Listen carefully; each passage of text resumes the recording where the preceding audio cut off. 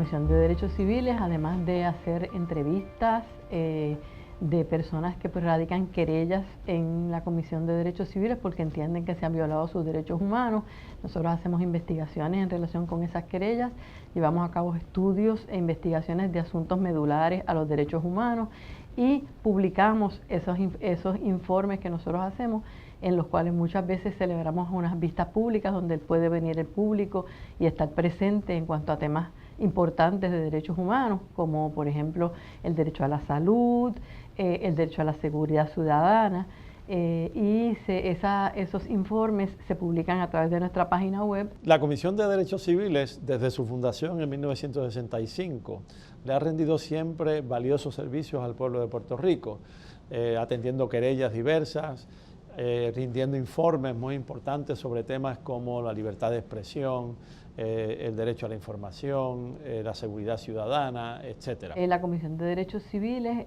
todos los informes e investigaciones que lleva a cabo, tanto de asuntos medulares como investigaciones que hacemos por motu propio, nosotros las notificamos al gobernador de Puerto Rico, a la rama judicial y a la Asamblea Legislativa.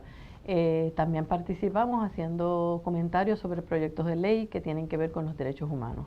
Pues la Comisión de Derechos Civiles surge en el año 1965. Ya desde el año 1952 el gobernador Luis Muñoz Marín había designado un comité especial para el estudio de los derechos civiles en Puerto Rico y no es hasta el año 64 que con las grandes luchas que hay en los Estados Unidos, recordemos el discurso de Martin Luther King, recordemos que hay la Ley Federal de Derechos Civiles, que se aprueba la Ley Federal de Derechos Civiles en el 65 como parte de ese cambio importante que se da en los Estados Unidos. En Puerto Rico se aprueba la ley que crea la Comisión de Derechos Civiles. La mayoría de los casos que nosotros recibimos todavía es de poblaciones privadas de libertad, particularmente los confinados y las confinadas, que incluyen el 33% de todas las querellas que se reciben.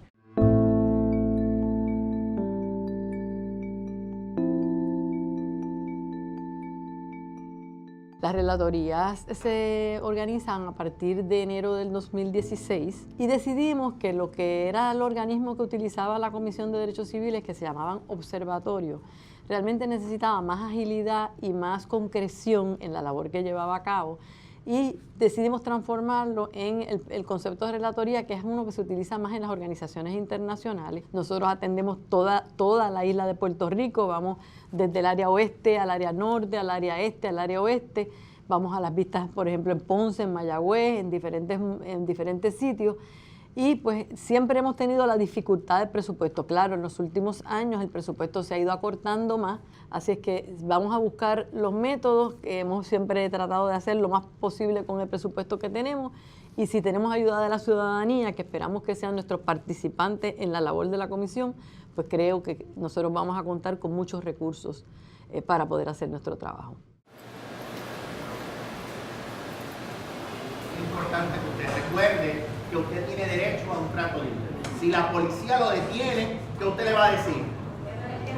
Tengo derecho, conozco mis derechos, ¿verdad? Todos los abogados y las abogadas, incluyéndome, ¿verdad? Tenemos que ofrecer 8 talleres mensuales.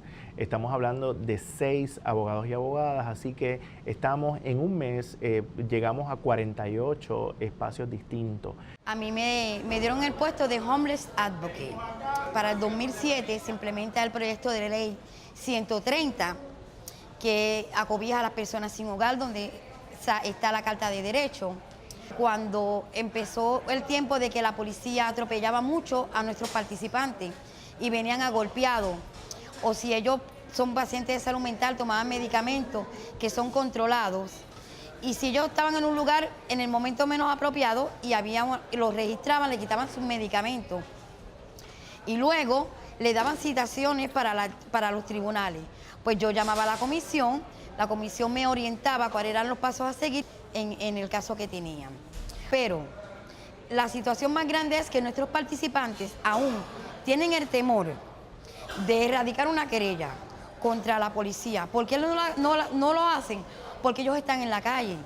Y al estar en la calle ellos están provistos a que les pase cualquier cosa. Todo el mundo tiene derecho, pero a los que menos se toman en cuenta es esta población. Y todos tenemos derecho a que se nos trate con respeto, porque la dignidad del ser humano es inviolable. Muy bien, pues acabamos de ver la guía para la esposa perfecta. ¿Qué le sugiere esas imágenes? Que no saben la importancia que tiene la igualdad entre los hombres y las mujeres. Pues podemos hacer un movimiento mundial que corre la voz alrededor de Girl Scouts, llevarlos a otras escuelas, para que en vez de que sea en Puerto Rico, pues sea alrededor del mundo. También nosotras que nos sintamos como que somos igual que los hombres, que no hay diferencia, todos somos humanos.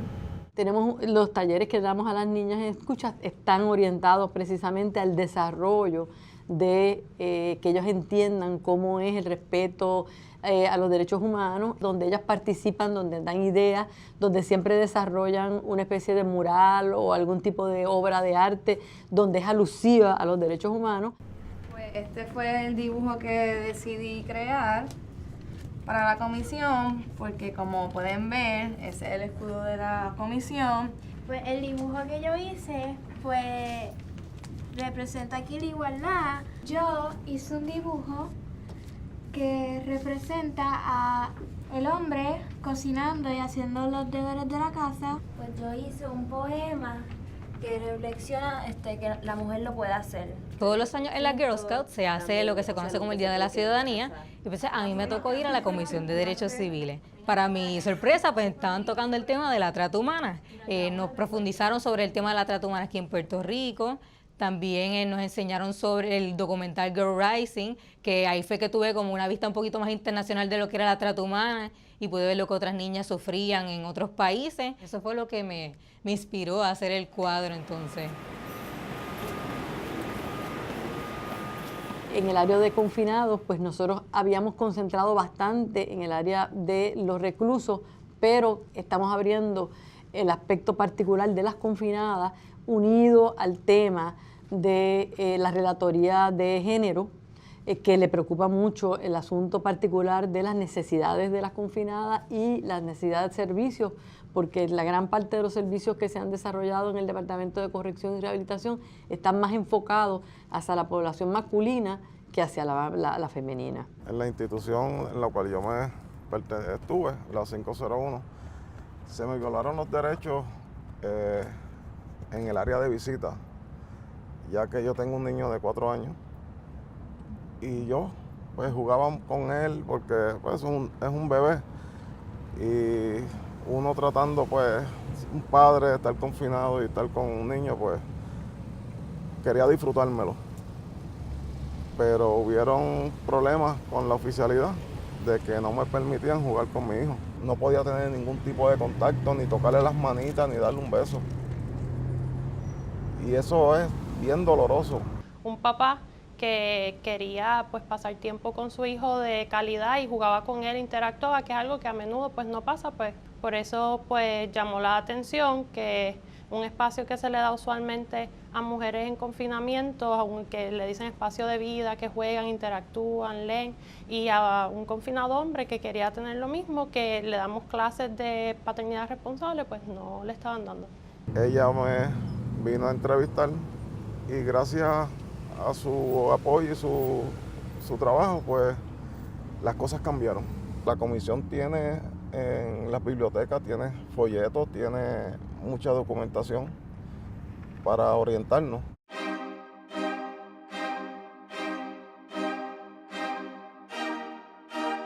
Hablamos en esta relatoría de las libertades políticas para referirnos a aquellas garantías que están conectadas directamente con nuestra vida en una sociedad democrática.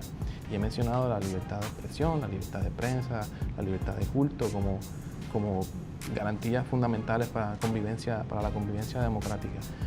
Pero también hablamos en esta relatoría de la prevención del discrimen por razón de raza y xenofobia, porque entendemos que en el Puerto Rico de hoy somos una sociedad con matices raciales y somos una sociedad que comparte un espacio con nuestros hermanos en el Caribe y en otros países. Se suscitan tensiones fundamentales que afectan la vida de las personas por razón de su identidad raza o su origen. Estamos trabajando con las mujeres inmigrantes que dentro de la población son las más vulnerables de las vulnerables. Tenemos una gran población que está indocumentada, lo que la hace todavía mucho más vulnerable que las mujeres del país de origen. La situación de violencia doméstica, de agresión sexual es muy alarmante en las mujeres inmigrantes, igual que la explotación laboral, la explotación sexual. Hay una serie de situaciones que confrontan a las mujeres inmigrantes en proporciones mucho más elevadas que las mujeres puertorriqueñas. Hay problemática que en muchos casos incide sobre prácticas que pueden observarse como potencial explotación económica, ¿verdad?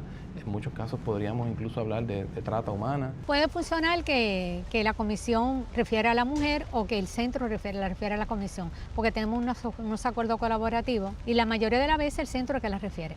Especialmente cuando vienen a nivel laboral, porque no trabajamos directamente, o a nivel de su derecho como por discrimen, por razón de género, a veces la xenofobia también. Han sido situaciones que hemos tenido que referir porque no trabajamos directamente y la comisión interviene en muchos de esos casos. También han dado adiestramiento, han habido foros, inclusive una relatoría donde participaron varias instituciones, entre ellas el Centro de la Mujer Dominicana, y se habló sobre la situación que confrontan las mujeres inmigrantes aquí en Puerto Rico y las violaciones muchas veces de sus derechos. Las crisis económicas acentúan los problemas de las poblaciones, así que estamos pendientes, estamos mirando, y una de las misiones de esta relatoría en particular es observar, mirar, educar, atender, denunciar, investigar lo que puede ser potencialmente secuela, digamos, de la crisis económica, según eso se manifiesta en expresiones de xenofobia. Y el racismo en Puerto Rico, obviamente, pues también es una dimensión crucial, parte de nuestra historia, es parte de nuestro diario vivir.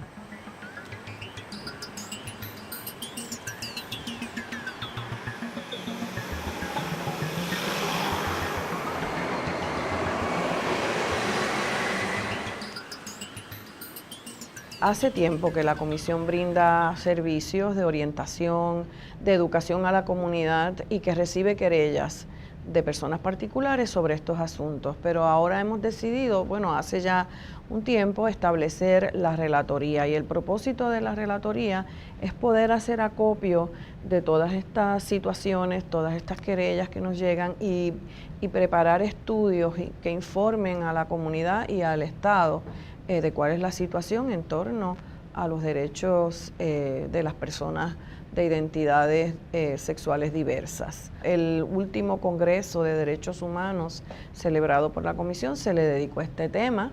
Invitamos personas del exterior que vinieron a hablar sobre lo que se está haciendo en otros lugares. La entonces presidenta de la Comisión Interamericana de Derechos Humanos presentó el tema de las personas intersex. Y después de eso, pues estamos en el proceso de publicar las memorias del Congreso. Vamos a publicar una encuesta, un trabajo que preparó el decano de la Facultad de Derecho de la Universidad Interamericana junto a un grupo de estudiantes en su carácter de ciudadanos interesados en este tema. Hicieron una encuesta por todo el país tratando de investigar cuáles son las actitudes de la población en general sobre las sexualidades diversas. Próximamente la comisión va a publicar ese trabajo.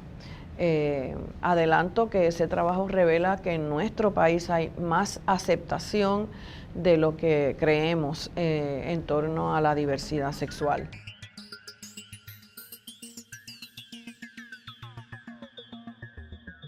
Le damos la bienvenida a la señora Lizamaris Rodríguez, que está en el día de hoy en representación de Mujeres Putanescas Puerto Rico, y adelante. Muchas mujeres prostitutas, pues no solamente sufren de problemas de salud, no solamente sufren criminalidad, engaño, estafa. Quisiera, por favor, que nos elabore un poco sobre ese problema y, si es posible, también que nos indique si ha habido problemas particulares con los agentes del orden público, la policía y demás, puesto que es un asunto que nos interesa mucho atender. Muchos policías se aprovechan de no solamente no necesariamente cumple con la ley, también se aprovechan de las trabajadoras sexuales, tienen sexo con ellas, le dicen que la van a llevar a tal sitio y cuando la llevan a la perrera. Mi comunidad, dentro de esas siglas que definen a la comunidad LGBT, sigue siendo invisible. Nosotras somos una comunidad que solamente pues somos una sigla ante el ojo de muchas personas, pero si lo ves de otra forma, ni tan siquiera en estadísticas aparecemos. Yo desconocía de sitios a los que yo podía acudir para que a mí me ayudaran. Antes yo no me atrevía, por ejemplo, ir a discutir por alguna situación que tuviera en alguna organización o en algún servicio que me dieran público, que a todo ciudadano se le debe de dar, porque yo entendía, pues a lo mejor como yo soy una mujer transexual o como yo soy de esta comunidad, y sí yo tengo derechos como cualquier otro ser humano, y es bien importante empoderar a esta comunidad que realmente no tiene información de muchas cosas y desconocen que hay personas que las apoyan y que están en la disposición de brindarles servicios dignos como se merecen. O sea, han hecho estudios para tratar de despenalizar el trabajo sexual, porque pues hay muchísimas organizaciones de trabajadoras y trabajadores sexuales que plantean que esto es un trabajo y que el criminalizarlo lo que hace es ponerlos en riesgo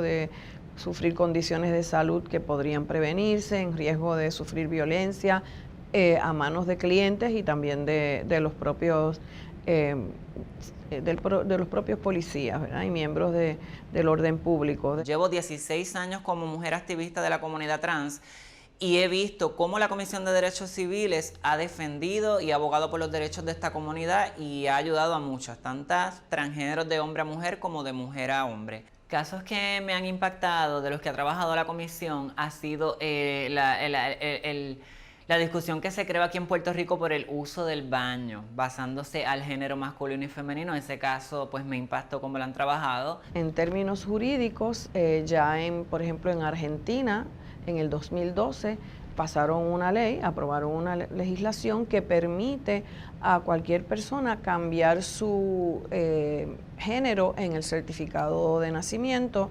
sin tener que probar que se ha hecho cirugía, sin tener que llevar certificados médicos. Simplemente la persona acude a una oficina gubernamental e indica que quiere cambiar la identidad de género que aparece en su certificado de nacimiento. Eso desde el 2012. Después de eso ya otros países han pasado legislación similar. Así es que ahí estamos atrás, porque aquí el Tribunal Supremo interpretó en el 2005 que no se puede cambiar el género en los certificados de nacimiento. Y todavía la legislatura el Tribunal Supremo señaló que si se quería hacer, pues había que enmendar la ley del registro demográfico, y todavía la legislatura no ha actuado en ese sentido, y no creo que en los próximos años veamos ese cambio. Así es que ahí nos hemos quedado atrás con relación a países como Colombia, Bolivia, Argentina, Uruguay, lo cual pues estamos trabajando para precisamente convencer a nuestros hacedores de políticas públicas de que la sociedad nuestra está más que preparada para que se hagan esos cambios en nuestra legislación.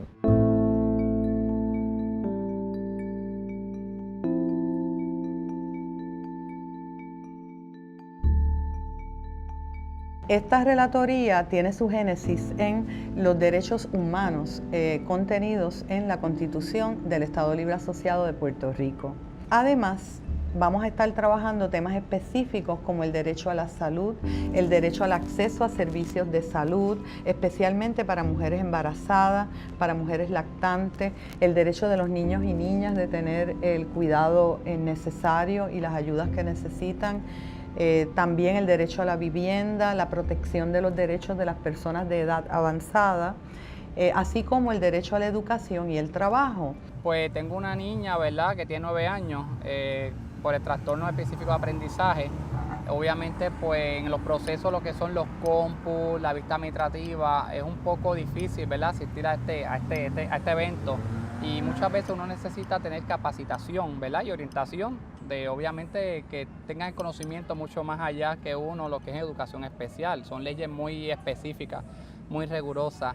En el caso mío, pues fui y busqué a la licenciada María Carmen Figueroa, que me orienté mediante la Comisión de Derechos Civiles, pues ella me preparó, ella me capacitó, ella me orientó específicamente hasta inclusive cómo uno dirigirse hacia una jueza y también cómo llevar los documentos y los papeles, ¿verdad? Cómo uno organizarse para entonces poder llevar un caso y pues poder salir airoso. La Constitución de Puerto Rico dice que todo el mundo tiene derecho a una educación, pero va más allá, porque dice qué tipo de educación es esa.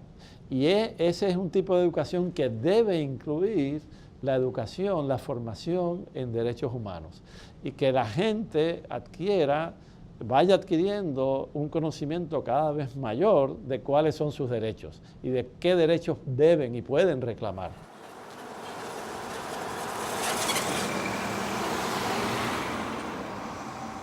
La Comisión de Derechos Civiles ha sido partícipe y ha estado presente en varias comunidades alrededor de la isla. Particularmente tuvimos un proyecto con la comunidad del Caño Martín Peña, en el cual brindamos talleres de adiestramiento y asesoría legal y también para capacitar sobre estrategias de liderazgo y solidaridad entre la misma comunidad para que puedan enfrentar todas las vicisitudes que están enfrentando en cuanto a la titularidad de los terrenos. Nuestra mayor preocupación es que la permanencia de nuestra gente en las comunidades, ¿verdad? En el cuatrienio pasado cambiaron la ley y de las 200 cuerdas que nosotros adquirimos a través del fideicomiso, se perdieron. Tuvimos que ir a la legislatura, hacer grupo de los mismos líderes, ir a cabildear. O sea, donde están ubicados nuestros terrenos, habían demasiado de muchos ojos puestos en nuestros terrenos, y como pasó allá en Toquillo y en el Fanguito, que en aquel momento aquellos terrenos no eran buenos porque eran inundables para la gente humilde. Pero entonces expropiaron a la gente y vaya allí que está el Choliseo y aquellos condominios que acá en nuestras comunidades la mayoría de la gente no tiene el poder adquisitivo para poder vivir allí. Hemos también participado con la comunidad de Manuela Pérez, hemos asistido a las marchas que ellos celebran anualmente sobre No Balas al Aire. También hemos llevado lo que se conoce como Cine para Educar, que es un taller dirigido a los niños para orientarles sobre derechos humanos. Se presentan películas dirigidas a un tema en particular que queramos abarcar o atender según alguna problemática o situación que se está presentando a nivel de la isla. Y entonces ellos ven la película y eventualmente ¿verdad? Los orientamos sobre cómo atender esas situaciones. Además de la comunidad Manuela Pérez, hemos trabajado con la Fundación Ricky Martin sobre la trata humana. Realizamos un proyecto para educar en varias escuelas a través de la isla a niños de diversas edades sobre la problemática de la trata humana, visibilizar, ¿verdad? Para crear conciencia de que en Puerto Rico sí hay trata humana, cómo identificarla y cómo denunciarla o reportar esa problemática.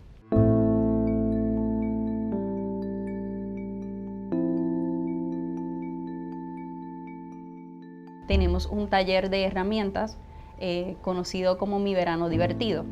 Este taller son unas herramientas que se le ofrecen a los directores o directoras que realizan campamentos de veranos, y este año la Comisión de Derechos Civiles tuvo la iniciativa de ofrecer Mi Verano Divertido a 50 residenciales públicos a través del país. Pues la Comisión de Derechos Civiles recientemente recibió una querella por el depósito de cenizas de compuestos de carbón en el área de Tallaboa, en Peñuelas. Pudimos acudir a la comunidad y entrevistar a varios ciudadanos y ciudadanas que se encontraban presentes, y también tuvimos la oportunidad de entrevistar a algunos agentes del orden público que se encontraban en el área. La Comisión de Derechos Civiles, en cuanto a esta situación, es orientar a los manifestantes y a los residentes de la comunidad de Tallaboa sobre cómo llevar a cabo sus reclamos de manera efectiva, y también estar atentos ante cualquier posible querella que se presente relacionada a violaciones de derechos humanos. Ante una situación convulsa, difícil, de inestabilidad económica, donde muchos de nuestros hermanos y nuestras hermanas han abandonado la isla, la comisión se tiene que replantear como ese guardián que cela los derechos de las personas, de todas las personas que viven en este país. Así que de cara a lo que enfrenta el país, tenemos que estar más presentes en las comunidades.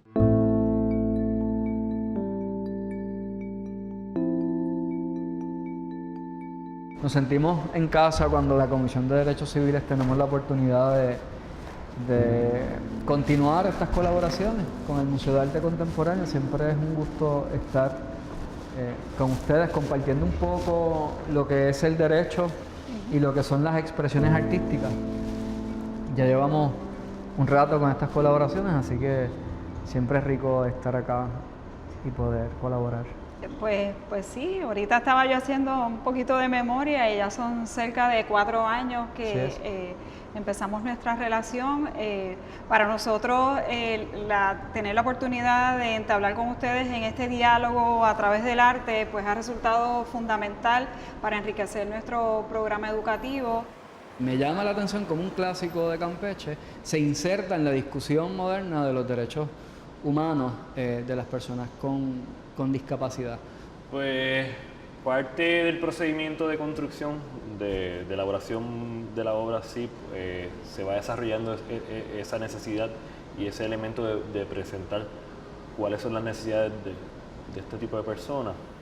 Cuando tienes el magno, que es la pieza completa, el total, se ve el proceso de las necesidades de la educación, se ve el proceso de la necesidad de la alimentación, de las personas con impedimentos. O sea, que hay un diálogo que en el proceso, pues como podría ser un pintor, está pintando y deja la pintura para alejarse a analizar, pues yo no lo había hasta el final. A mí me parece una pieza ideal para integrarla a diálogos, ¿no? A diálogos incluso multigeneracionales sobre la discapacidad y los derechos humanos. Hay gente que te dice, wow, ahora entiendo cómo las necesidades de mi tío, ahora entiendo las necesidades de mi abuelo, ahora entiendo las necesidades de mi hijo. Y de eso se trata mi obra. Yo trato de llevarle al público una realidad sin ser tapada.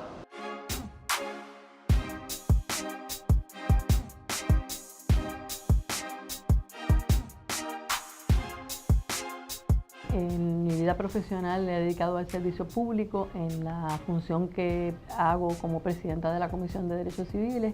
Hemos sentido un gran peso y preocupación sobre la situación económica y fiscal que tiene la isla, particularmente las medidas de austeridad que se están tomando, que afecta a la salud, la educación, el bienestar social y la calidad de vida de las personas por toda una serie de asuntos que se están tomando tanto por la Junta de Control Fiscal como por el Gobierno de Puerto Rico.